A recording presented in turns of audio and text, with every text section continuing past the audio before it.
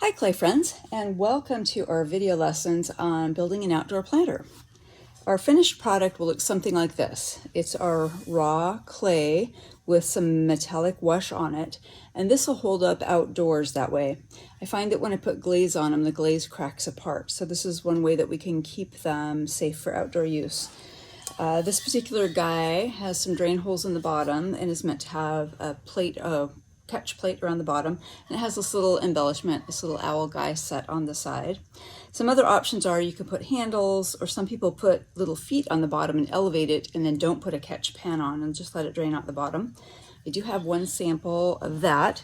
It has glaze on it, and for this class we're not using glaze, but just to give you an idea, this is a variation also. You can put little handles on. This has little feet that elevate it just a little bit, and then you can see the drain holes in there. It'll drain out the bottom and just run out without the catch pan. So to start this project out, we need either one big slab or 3 separate slabs.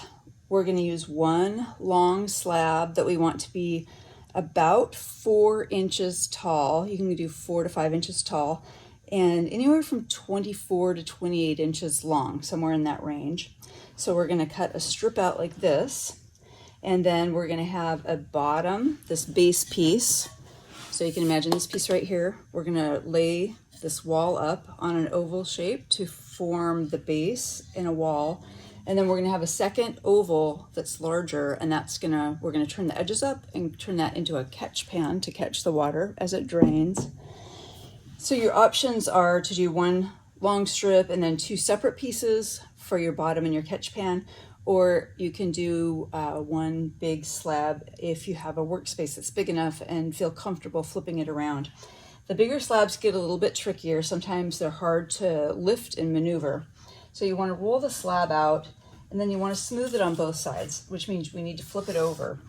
So that part can be a little bit tricky. You don't want to grab the slab just by your fingertips. It's probably going to tear when we're working with something this big.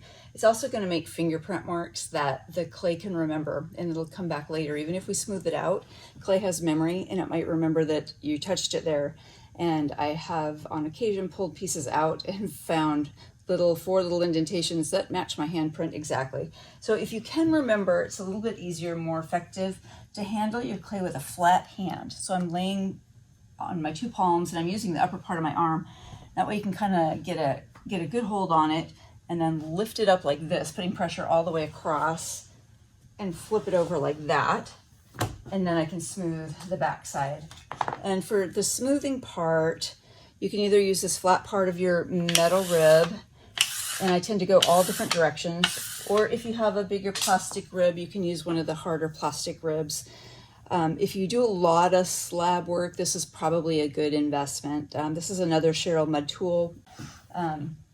It also kind of aligns the particles a bit. When we're throwing clay, we wedge the clay before we throw it to align the particles kind of in a spiral position. But when we do slab work, we do a lot of this smoothing, and it helps compress and align those particles to make the clay a bit stronger.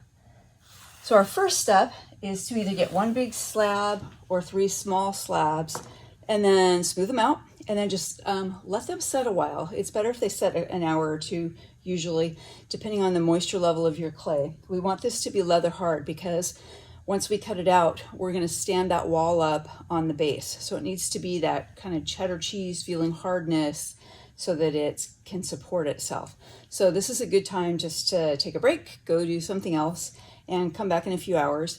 If you can't come back in a few hours, that's fine. Just cover it with plastic a bit, and you can let it sit a few days lightly covered with plastic, and it can slowly dry out to that leather hard phase. Use caution if you're using a yardstick. And the reason I say that is most yardsticks are made out of wood, and when you work with wood and clay a lot, the wood absorbs the moisture and it tends to warp. So I know that I have a bow in my yardstick, so I use it to get a rough idea, but I don't use it for cutting because it's not very straight. I actually I have a thicker stick that I have kind of set aside, and I keep this for cutting. I know that even it is warped on one side, but I have it marked. I have some excess here. I have it marked. I know if I put this side up, that then it's straight. I've got a straight edge here. So to cut out our shapes, we're going to cut out a long strip that's a wall. So it's helpful if you have something that you can kind of use to run the knife along to keep it straight. If not, you can just use a ruler too and just do it one section at a time. So I'm going to use this upper edge here to cut my strip. You want the wall to be between 4.5, 5 inches tall is about the depth that we want. Most plants, their roots tend to grow out wide and not deep, so they don't need to be super deep.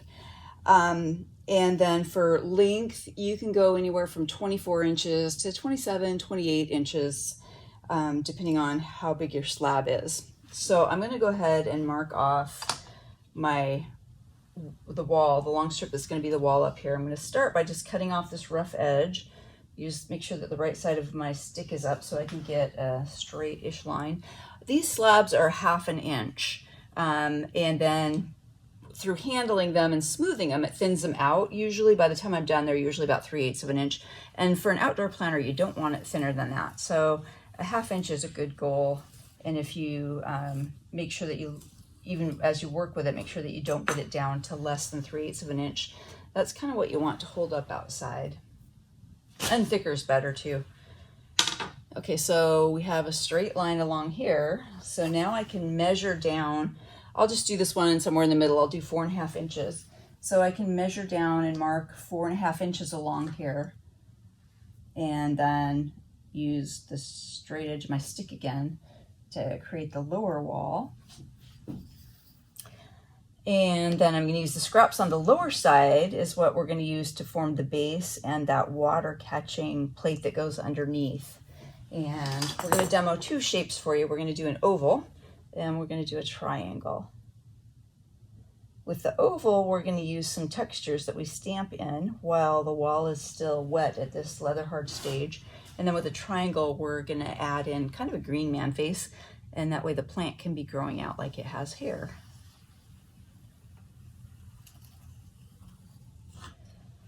Okay, so this is my strip that is 4.5 inches tall, and it's a little bit longer than I need it. I'll use my yardstick here to see how we're doing. So yeah, it's about 27 inches long, which is plenty long, but we need to square this off. So I'm just going to use my ruler to square off these ends. And what I'm going to do is I'm going to cut at a 45-degree angle. So I'm going to hold my knife at this 45-degree angle and cut with the tip pointing that way at both ends. And that way, when I bring these 2 sides of the wall around, they'll lay on top of each other.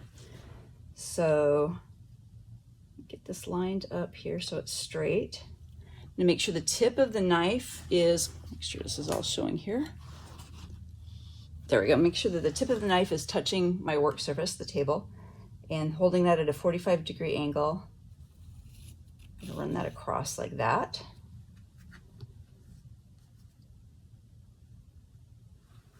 Make sure that went all the way through there.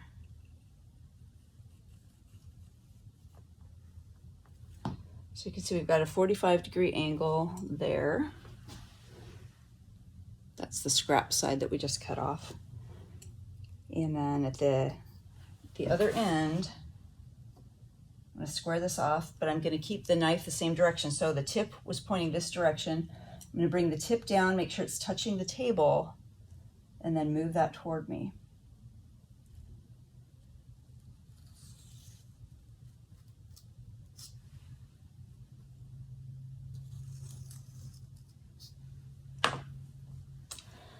So I can demonstrate with the scraps. You can see we've got this 45-degree angle here.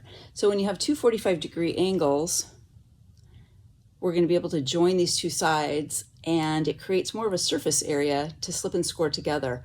So both of the ends will just slide together really nice like this, and then we'll be able to hide that seam. To add some texture to the wall, first I'm going to smooth off my little ruler marks here. I got that a little bit messy when I was measuring with my ruler. So I just want to start with kind of a blank canvas again. So I'm not pushing. If I pushed at this point, I would distort the shape, and I have it a nice even wall shape, so I don't want to distort that, but I just want to smooth off my ruler marks a little bit there. And I'm going to use some found objects to stamp in here. These are dried poppy seeds. And you can use anything if you have commercial stamps at home, any sort of found objects that you have. I like the mark that the dried poppy seed leaves.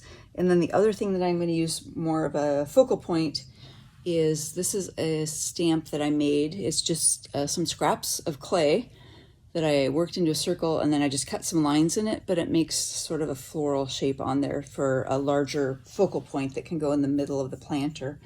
So I want to press these in while it's laying on the table and has some back support. So I'm going to start, I know the seams are going to go on the back side and it's going to wrap around, so I want my focal point to be kind of right in the center of my slab. So I'll start with an elevated flower with this made stamp that I have here. And you can experiment with your scraps. The scraps are great for that. You can, if you find some objects that you have around the house, you can experiment with them first. So now I'm going to have this surrounded by just some of these poppy shapes, different little poppy shapes, and then I'm going to have some stems coming up there. And these I'm rolling around all different sides here to get all the texture.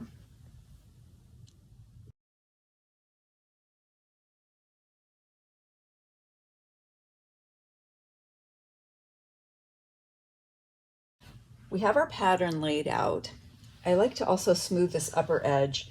When we cut the clay at a 90-degree angle, it doesn't look great. It looks kind of unfinished, but also it gets really sharp. When we fire this, clay has silica in it, which turns to glass. So if you just leave this sharp 90-degree angle, it can actually cut you. So you can smooth this upper edge. This is when, imagine the wall standing up. This is going to be the top. You can just smooth it with your finger, or if you have something available like this is a pastry roller, you can kind of roll it along and smooth that edge off, but your finger works fine too. I tend to not like to add like a sponge at this point. I don't want to get this wet because I need it to stay firm enough to stand up, so I don't like to introduce water to it at this stage. So our wall is ready. We've got our design on. We've smoothed our edge. We're ready to stand it up and attach it to the base. I've tipped the wall up and I'm going to gently set it on my extra clay here so I can outline the base. So I'm going to very gently move this. So far I've just tipped it up. And this is why we want it to be that leather hard. We want it to feel about like cheddar cheese. Gets a little bit tricky here. So you can decide the shape you want, more round, more oval, totally up to you. The second demo that we're gonna do, you'll see in the handout, is a triangle shape also. I personally avoid doing round because I can throw round planters on the wheel. So I like to, when I'm hand building, I do shapes that I can't get otherwise. So we're going to use this end for our base, and then this end is going to be the plate shape. So I want to line this up. And I'm not attaching anything yet. When I go to attach it, I will slip and score it. But for now, I'm just lining it up, getting the shape I want, and then I'm going to trace that shape in my scraps. And I'm going to cut that out, and I'm going to put the board onto the base onto a board before I attach it all. And then once it's on the board, I'm not going to move it. Once you get that base on there, you don't want to lift and be moving it around or it'll separate again. So this is about where I want it. So I'm going to start, I'm just going to trace around the edge, and I'm going to leave about an extra ½ inch. So I'm going to trace around and then cut this out. The extra ½ inch I will trim off later. So I'm using my wooden knife tool. I'm just making an outline, leaving that about an extra ½ inch there.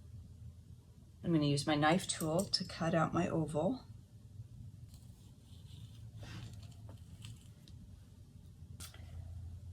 Now I want to lay this oval on the other end of my extra slab here, and I'm going to trace this out a little bit farther. The second piece, we're going to turn the edges up, and this is going to form the plate that's going to catch the water. So I'm going to do the same thing. I'm going to start by just kind of tracing this out. Now I'm going to go out about an inch because we need room to just turn some of this up. We're going to pinch some of this up to catch the water. And it doesn't have to be perfect by any means, and I can pretty much guarantee you it won't be perfect, but we can trim it up and even it out later. It's if you're going to err on the side of marking off too much clay, because we can trim it down later, but it's harder to add clay later. So just kind of give myself a rough shape there. So we're going to have two slabs there, one to attach and one to form a basin. And I'm going to put these on two different pieces of wood. So we're going to start, this is the actual base. I'm going to put this on a piece of wood before we attach it. So then from there on out, we're going to move it around with the wood. We don't want to pick it up once we've attached it. And then we're going to cut this out and put it on a separate piece of wood and just set that aside. We have our parts all cut out and ready to go. So now we're going to start scoring and adding some water to form a slip on the surface and attaching and assembling our planters. I want to lay this part back down, the wall. I'm going to lay it back down so that I can score the bottom and score all the way around the edge of my planter. And then I'm going to score the two back angled cuts that are going to join together. So you can see how it's hard to describe the moisture level. I say like about a cheddar cheese, but you can see it's still pretty flexible. And so I can, but it's firm enough it'll stand up in that oval shape. So I can just unbend this, lay it back down again, and I'm going to score the bottom edge. And there's a variety of tools you can use to do that. There's no right or wrong answer. You can go in with a needle tool or a skewer and just make crisscross marks on there. If you have, there's this tool that kind of has these wires, and you can use that. They make this serrated rib, so it's a rib with, let's see if I can get that into focus there. It's just a rib with jagged edges for scoring. You can also take an old credit card and cut little notches in it and make your own scoring rib. Or this is another tool, same thing. You can see it's got jagged edges on here just to help score. So basically scoring is cutting into the clay. It's been sitting here a little while and clay dries from the outside in, so the outer surface has developed a drier skin on it. So we just want to cut through to the lower level where the clay is moist again. So I'm just going to dip my tool in a little bit of water and start scoring around the edges. And I'm going to score all different directions, and then I'm going to also go over that with a wet paintbrush and add some water there. And as I work with this, it starts to form its own slip. So slip is clay with water in it. And so you can take your scraps and mix it up with water and form a little cup of slip also. When we're working with drier forms, like if you wanted to build a box or something that requires that you let your clay get really, really firm, at that point it's probably better to set aside some of your scraps and add some water, mix it up into a thick paste, about like toothpaste, and you can use slip that way. But because this clay, even though we are letting it firm up so that it stands on its own, it's still a little bit on the wet side. So this process of scoring and adding water, what I'm doing is actually creating slip right on the surface. So I'm making my own slip. And that slip, the watery clay, is going to act like glue and help keep all of our parts together here. So I'm cross-hatching both different directions and adding water as I go. And I'm going to do the same thing to the bottom and both ends of my wall.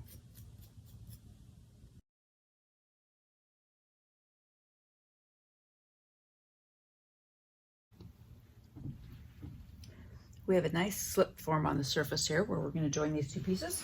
We're ready to stand this up and start attaching it.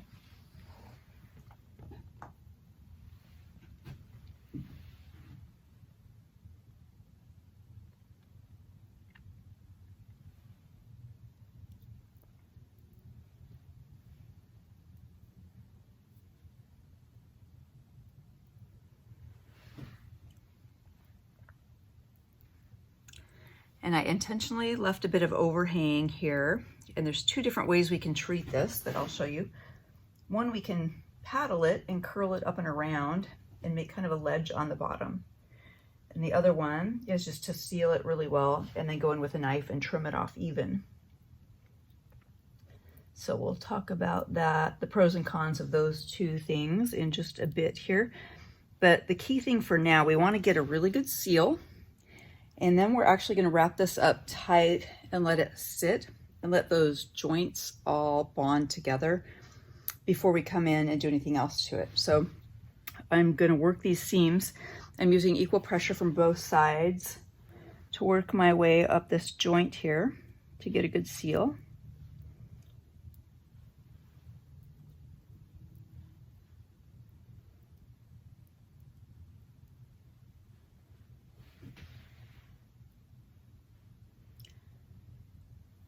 And you want to look at it from different angles and make sure that you have the shape that you want.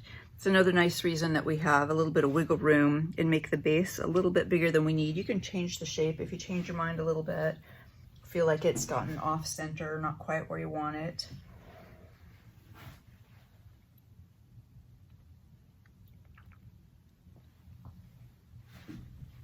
Okay, I have the shape that I want. So the next thing that I'm going to do is take some of my wet clay out of the bag, roll out a coil, and blend a coil around the bottom where the wall connects to the base of the planter.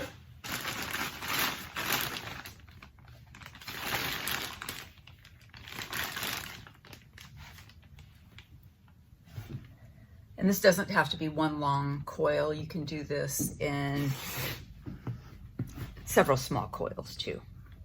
So this is my soft clay out of the bag. And again, it doesn't need to be a big coil either. So it can be a fairly narrow coil. It's actually not as important on planters because if it leaks a little bit, that's okay. We're going to cut a hole in the bottom of it for it to leak anyway. And there's going to be a plate under it to catch. So you can see I have a very thin coil. And I'm going to lay that right along the edge where the wall meets the floor here.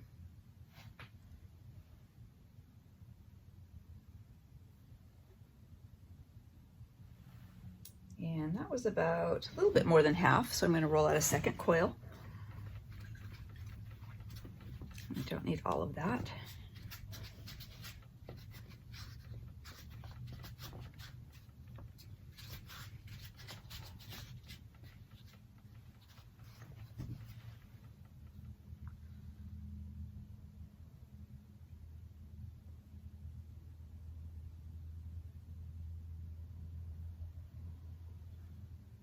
Okay, there's a coil all the way around now.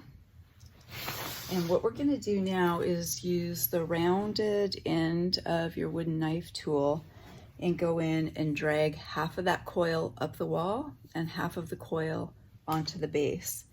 I'll get a little bit of this going here and then bring the camera in to kind of show you a little bit. So I'm going to go around and I'm dragging. First I'm doing a little section and I'm grabbing the coil right in the middle of the coil. I'm dragging up onto the wall and I'm supporting my left hand on the outside so that I don't distort the shape. And then I'm going over that same section, putting my tool right in the middle of the coil and dragging the clay down to the base. Okay, so you can see the coil laid in here, and the action that we're talking about is with a knife tool going in right in the middle of that coil and dragging up, up, up, up,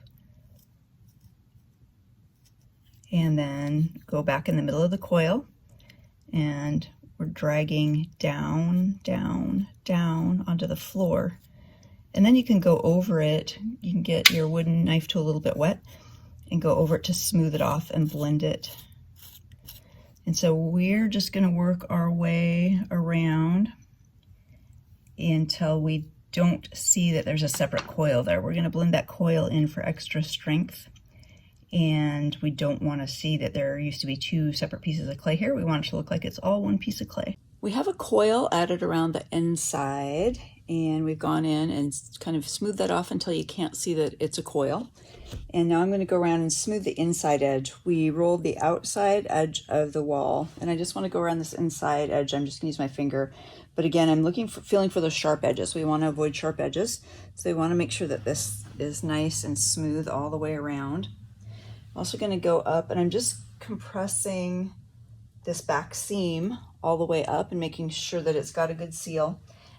This feels like a good seal to me. I'm not going to add anything here, but if you feel like you don't have a good enough seal, you can add a coil up the back side here and blend that in for extra reinforcement. And this is a good point to take a break. I'm going to wrap this up in plastic and let it sit overnight. I really like these seams to get a chance to bond together before I work with it anymore. But I don't want it to get too dry either because I'm still going to be doing a lot of work on it. So I'm going to double wrap this in 2 sheets of plastic and let those seams get a good bond, good seal before I do much else to it.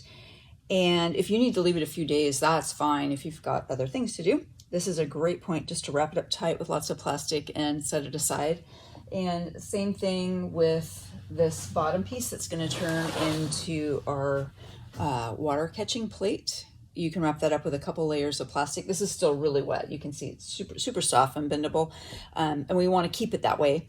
If yours feels like it's getting too dry, give it a good spray or sprinkle a little water on it, and then wrap it up with a couple sheets of plastic to keep it good and wet, because it needs to stay soft enough. We're going to pinch the edge up all the way around. So you want to keep these both good and soft. So I'm going to wrap these up in plastic, let them sit overnight. This is a variation that I'm going to show you. The shape is different, is a loose triangle. I like staying organic with these shapes and just laying the wall out on a slab and kind of seeing which way it wants to go. I wanted to do a triangle. I like doing little triangles out on my deck because they're nice to slide into the corner. And so for this variation, I intentionally left it blank. There's no texture stamped into here at all. The only difference so far is that I set it up in a triangle shape instead of an oval, and that I didn't put any texture on. The reason is I'm gonna use this vase as a bit of a green man, or not vase, planter. Use it as a bit of a green man planter, and I wanna be able to put a face and some additive leaves built up around this, and so that the plant will kind of be the hair on the face. So I'm doing the same thing, we just have a variation on the shape.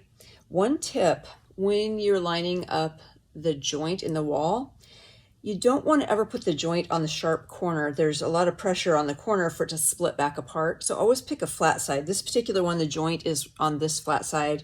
And you'll notice when I did the oval, I made sure the joint was on the flat side. So avoid doing your joining at these sharp corners and you'll have a better success rate. They do want to crack back apart if you put them at a corner where there's too much stress. So I'm just going to do the same thing with this one. I've rolled out a really thin coil and I'm going to run that along the base of this. I'm gonna use my wooden tool to blend it up and then blend it down, smooth it off, and then I'm gonna wrap this one up tight in plastic and let it sit. Same thing, I have the base here to catch the water. So I'm gonna wrap both of these up tight in plastic and let these sit overnight. And then we'll continue in the next lesson with the finishing touches on both the triangle and the oval planter.